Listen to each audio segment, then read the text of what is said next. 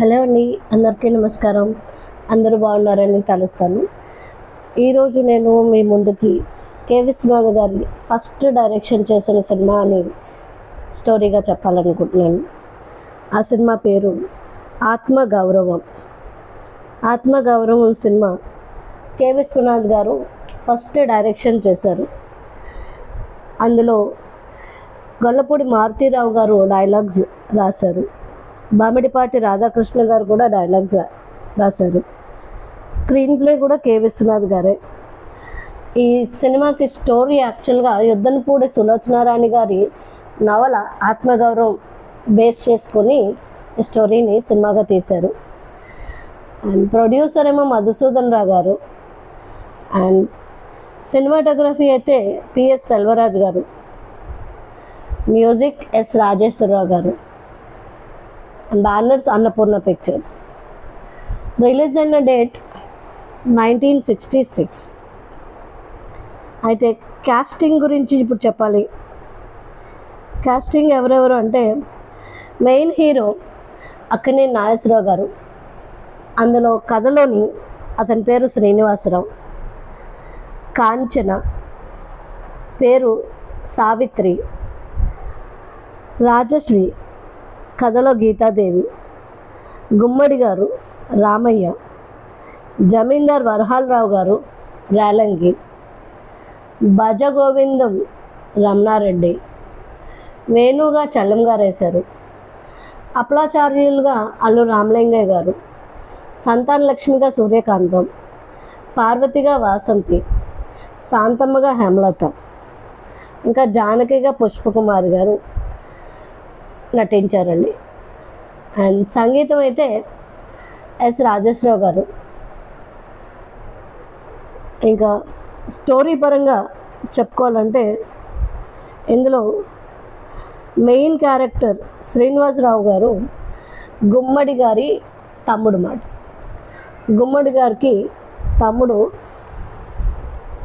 శ్రీనివాసరావు గారు. అతను హేమలతకి కొడుకు.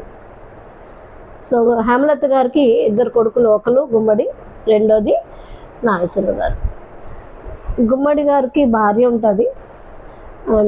ఒక చెల్లి చనిపోతూ కూతుర్ని అప్పు చెప్తుంది, అంటే మేనకోడలు.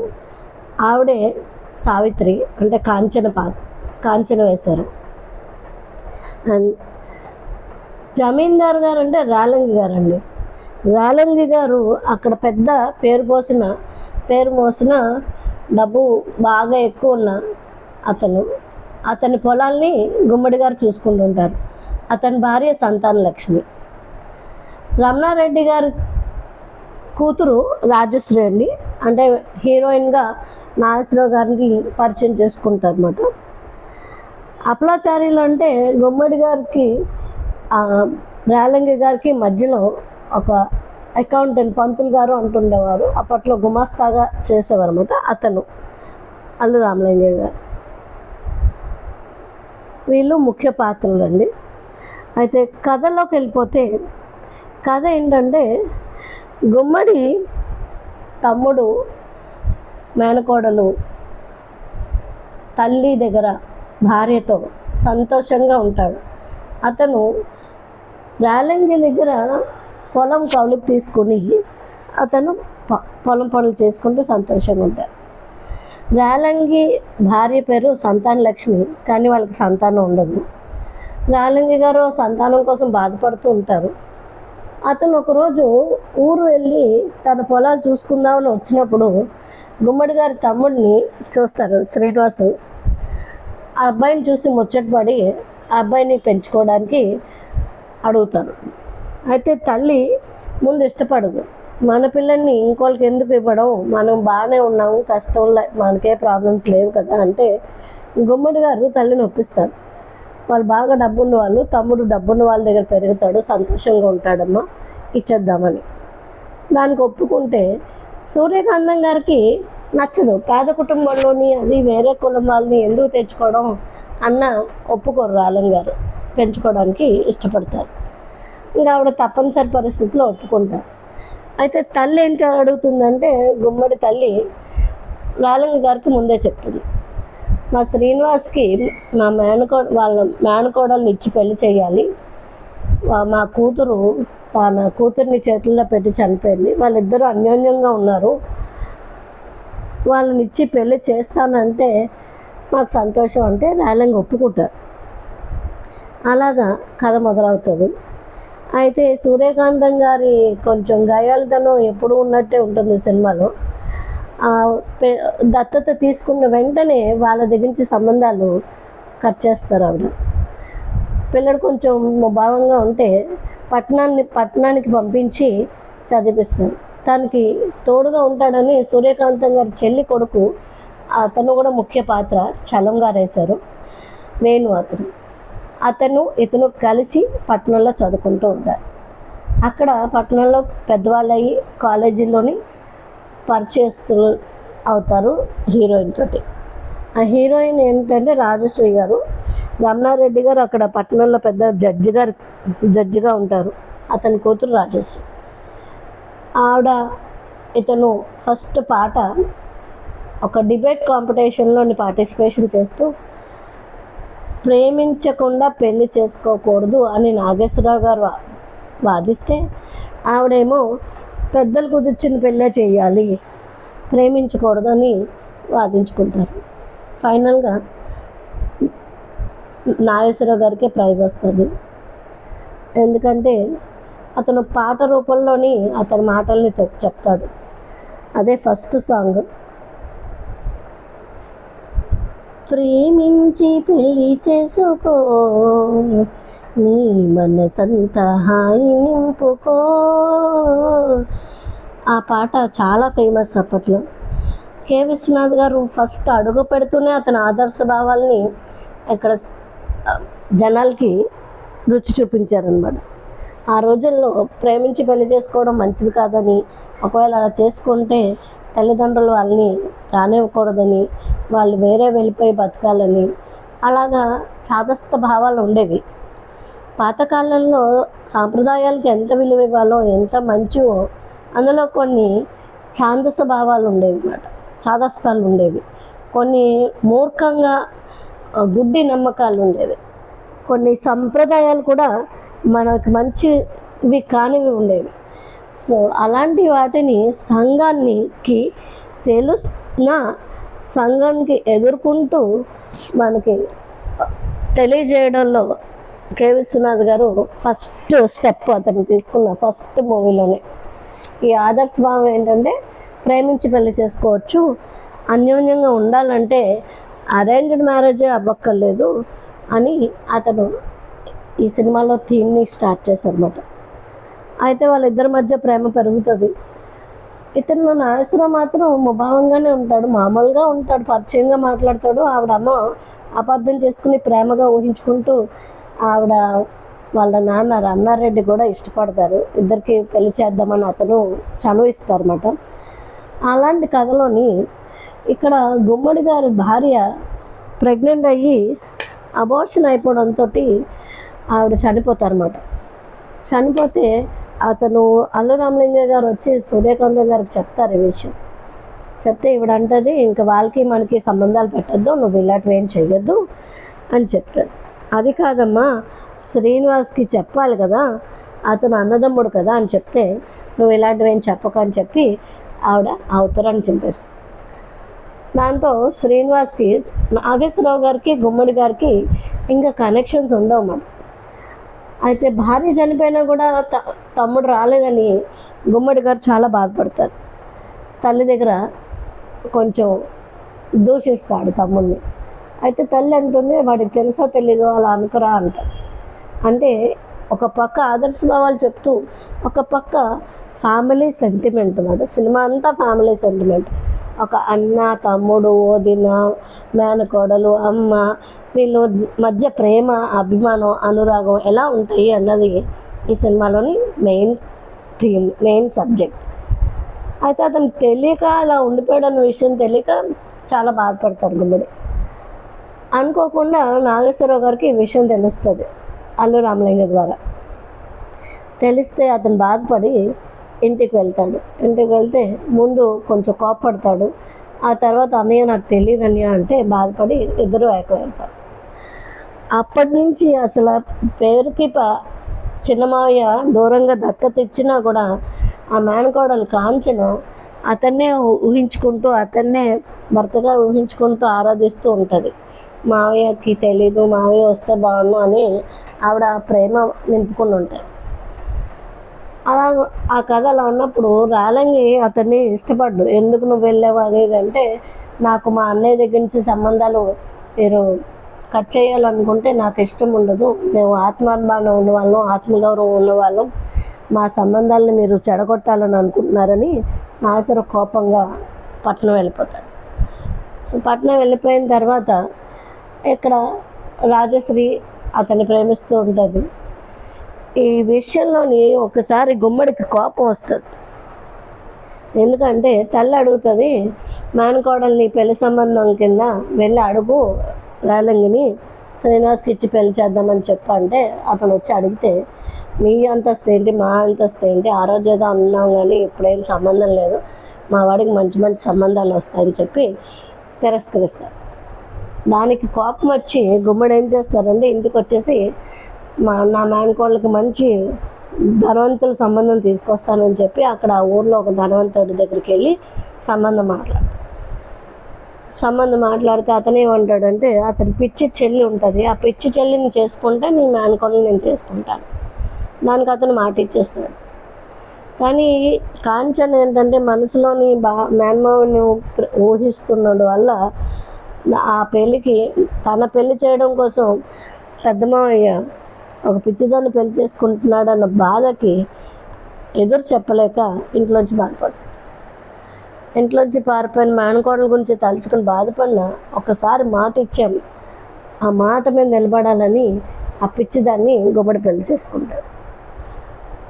కట్ చేస్తే ఈ కాంచన ఏం చేస్తారంటే పట్నంలోని ఈ రాజశ్రీకి తగులుతారు.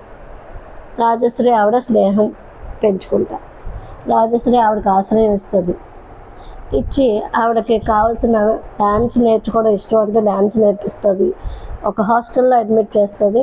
అక్కడ ఆ అమ్మాయి ఉంటుంది. అయితే తను అనుకోకుండా ఈ శ్రీనివాసు ఈవిడ కలిసి ఉండడం చూసి తను గుర్తిస్తుంది, శ్రీనివాసు నాకు చిన్న మామయ్య అని. కానీ నాగేశ్వరరావు గారికి తెలియదు.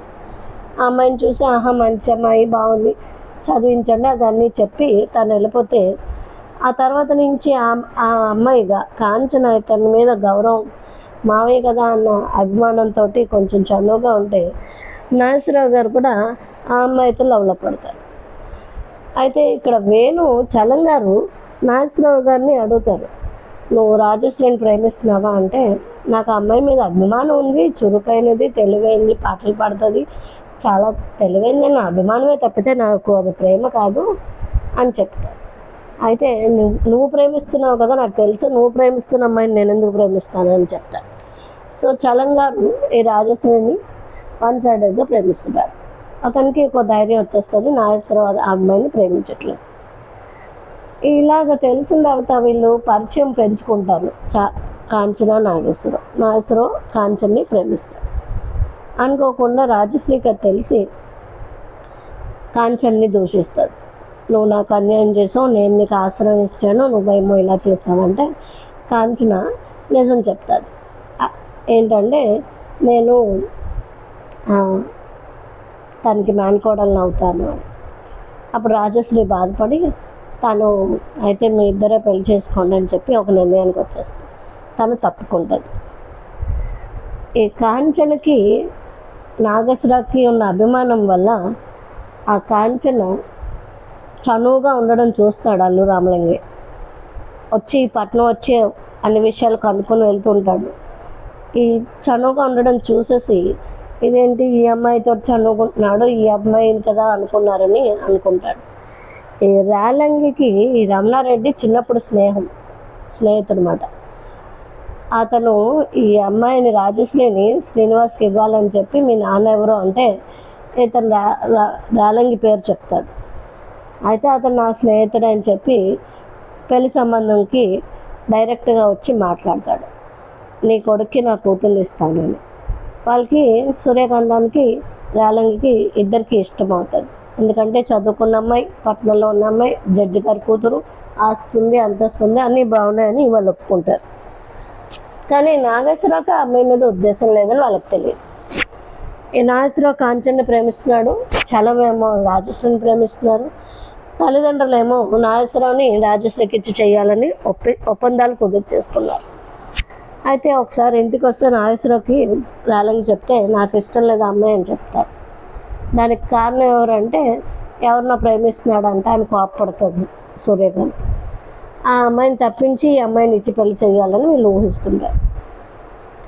చాలా మేము నాగేశ్వరరావు ఏంటనుకుంటారంటే తల్లిదండ్రులకి తెలియకుండా ఈ కాంచన్ని రాజశ్రీగా పరిచయం చేసేస్తారు, తీసుకొస్తారు. ఈ అమ్మాయి ఎవరు అంటే రమణారెడ్డి గారి కూతురు రాజశ్రీ అని చెప్పేసి పరిచయం చేస్తే అక్కడ సూర్యకాంత్ రేలంగి చాలా సంతోషపడిపోయి ఆ అమ్మాయిని ఆహ్వానించేసి ప్రేమగా చూసుకుంటుంటారు. అక్కడ వాళ్ళ రామాయణం జరుగుతూ ఉంటుంది. పాపం కాంచన్ ఇదంతా అబద్ధం కదా, వద్దంటున్నా పర్వాలేదు వాళ్ళు చేసిన దానికి ఇలాగే చేయాలంటారు. అలా చనువు పెంచుకున్న తర్వాత ఈ అలరామలింగయ్య పేపర్ అంటే శుభలేఖలు అవన్నీ వేయించిస్తే శుభలేఖను పట్టుకుని రమణారెడ్డి గారి దగ్గరికి వెళ్దామని చూస్తే అక్కడ రాజశ్రీ ఉంటారు. ఆవిడ పేరు ఇక్కడ శుభలేఖలో ఉన్న పేరు అని తెలుసుకుంటారు. ఇదేంటి మరి మా ఇంటికి వచ్చింది ఎవరు అని చెప్పి ఆలోచిస్తే వాళ్ళకి కోపం వస్తుంది అన్నమాట. మోసం చేశారు, మా అమ్మాయికి బదులు ఇంకో అమ్మాయికి ఇచ్చి పెళ్లి చేస్తున్నారని రమణారెడ్డికి కోపం వచ్చేసి సరే ఇలా కాదని చెప్పి బయలుదేరుతారు.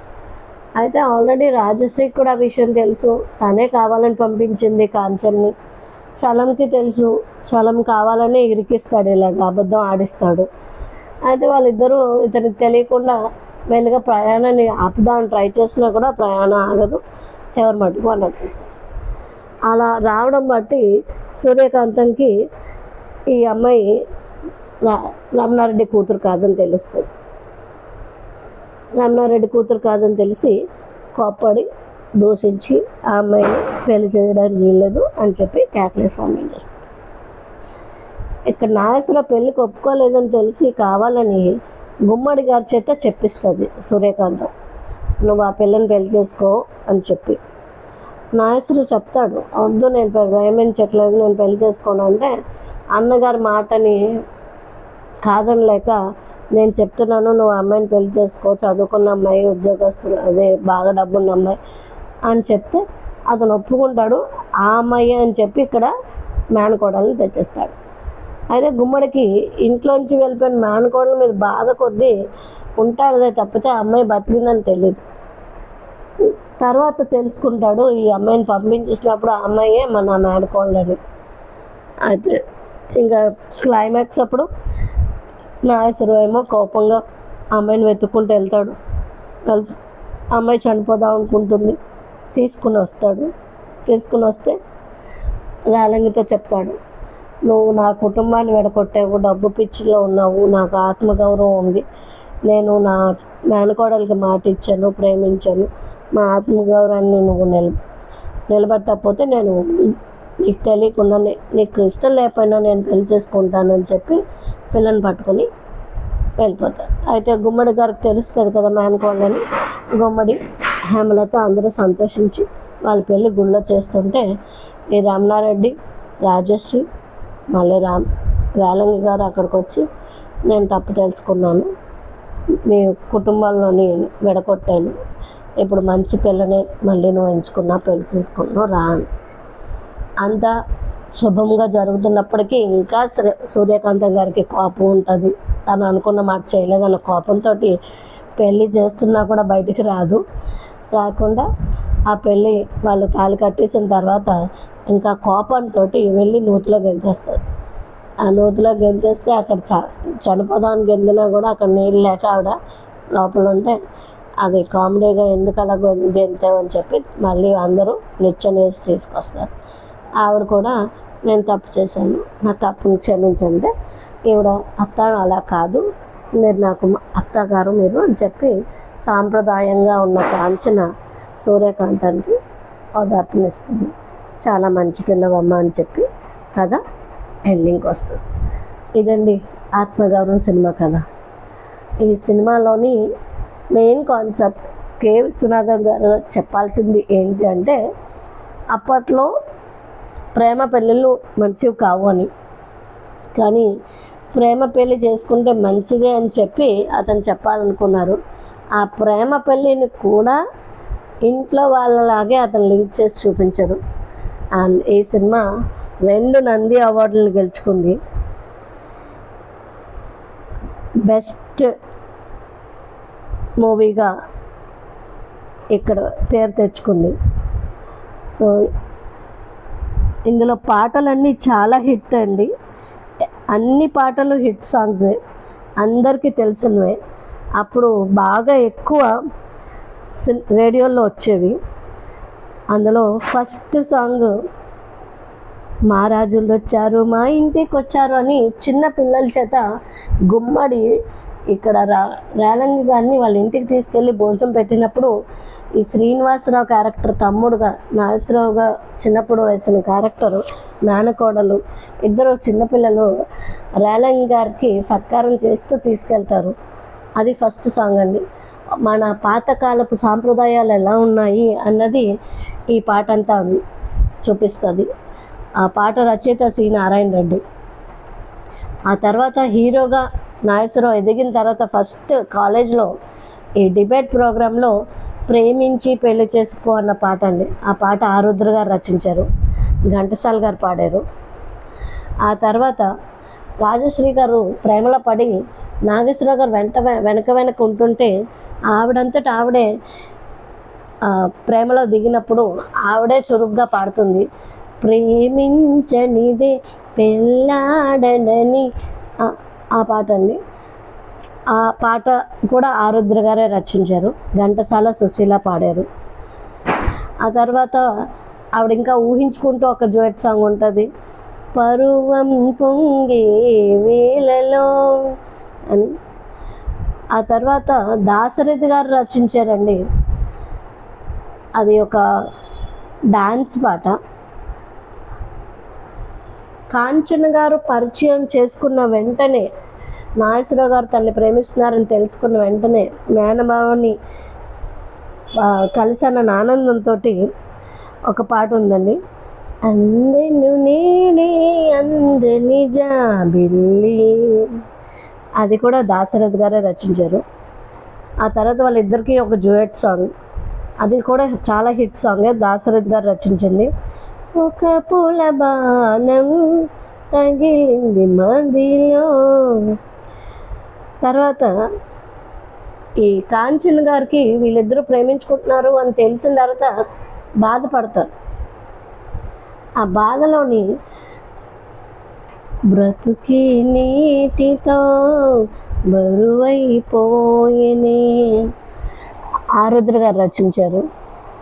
ఆ తర్వాత నాగేశ్వరరావు గారు మళ్ళీ ఆవిడకి వెళ్ళి నేను రాజశ్రీని ప్రేమించట్లేదు, నిన్నే ప్రేమిస్తున్నాను అని చెప్పినప్పుడు ఆ అమ్మాయి కోపంగా పంపించేస్తుంది. అయితే నాగేశ్వరరావు ఆవిడని మళ్ళీ కన్విన్స్ చేయడం కోసం చిన్న యాక్సిడెంట్ అని చెప్పి అబద్ధం ఆడి రప్పించుకుంటాడు.